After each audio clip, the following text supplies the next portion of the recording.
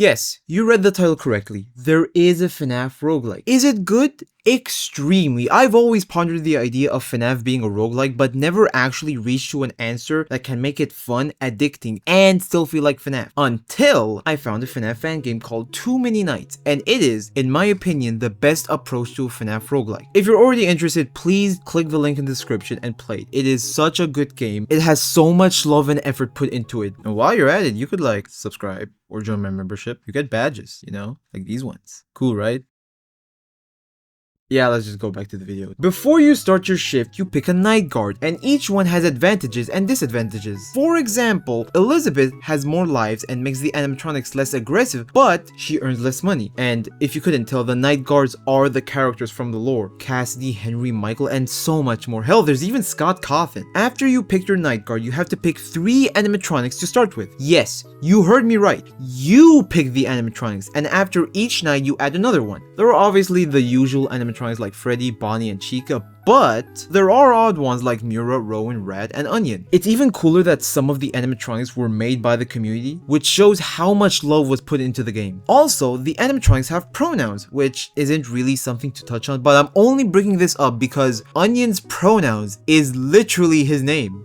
I'm not kidding. It's literally just his name. There's no him, they, or she, it. It's just Onion, which I think is very funny. After picking your animatronics, you have to pick a location. You can pick the basic vanilla Freddy Fazbear's Family Diner, which has no modifiers, but you can also pick ones with modifiers, and they go a long way into helping you maximize your runs. Like for example, for 4 nights, Fazbear Fries lowers the max aggression of all the animatronics, but you have to add more animatronics and penalties each night, and after you finish those 4 nights, you can remove 2 animatronics. This makes it so you can have lots of easy animatronics to deal with, and you can make the night even easier after finishing the 4 nights by removing 2 animatronics. After you finish your first night, you have to choose a penalty. What is a penalty? Basically a modifier that'll make the nights harder, like starting with less power, longer cooldowns, or even longer shifts. But depending on which animatronics you pick, you can get a penalty which is specifically made for them. For example, Venus sits in the kitchen, and to make him stay there, you have to feed him bunnies, which can only be collected in your office. One of the penalties made for Venus is that the bunnies hop in the office, making it harder to catch them. If you notice, there are fast coins displayed on the top right corner. Surprisingly, it works a bit different than Ultimate Custom Night. Every time you deal with an animatronic, you get fast coins, and depending on the aggression of the animatronic, you'll earn even more fast coins. So the game makes you have this mindset where instead of trying to reach 6 AM without having to work at 100%, you'll be motivated to deal with any animatronic as soon as possible to maximize your income. And obviously you're thinking, where can I use the fast coins? Well, in the shop, of course. Each night after the first one, you can go to the shop where you can buy buffs, upgrades, items, and even tarot cards.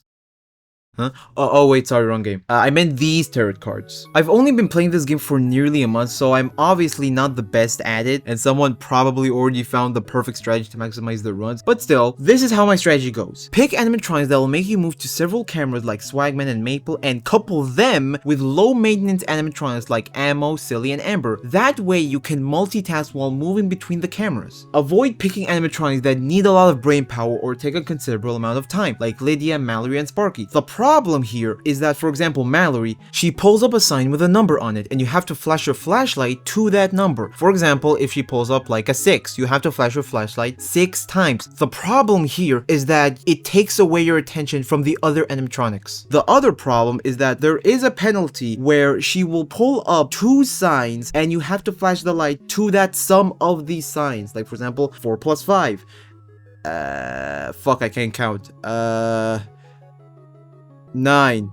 It's 9. Yeah, it's 9. See, it takes time. Obviously, some of you might be smarter than me at counting, and obviously you thought that it is 9. But still, she takes a considerable amount of time to deal with, and if you fail, she will go back and forth to your doors until she goes back to the ticket booth. And then there's Sparky. I really don't like Sparky. The problem with Sparky is that when he gets closer to the camera, you have to stare at him before he reaches his 4th stage. If he goes in his 4th stage, he will stay at that 4th stage. He will never go back to his first initial stage, which will be extremely annoying. You have to constantly look at him while dealing with the other animatronics, and if you don't make it in time or ignore him, he will come to your office and force you to wear the mask until he leaves. All these animatronics that I've mentioned are specifically camera animatronics. So, to balance the workload on the cameras and obviously to save power, add easy, simple animatronics in the office like Percy Poodle, Moldy, and the Ink Monstrosity. The good thing about these three animatronics is that they're specifically just flashlight animatronics. You just have to flash the light on them. Again, I have to mention, I am not perfect at this game. Compared to the other people who play roguelike, I am very mediocre. So obviously someone has maximized their run to this not me. This is the strategy I found. So if you guys know any tips on the game, please write in the comments. Thank you for watching the video. Please, please, please, for the love of God, play the game. Just click the link. Play the game. There are still so many things that haven't even been implemented. Like there's an entire campaign that hasn't been implemented. So yeah, just go support the creator on Game Jolt and subscribe.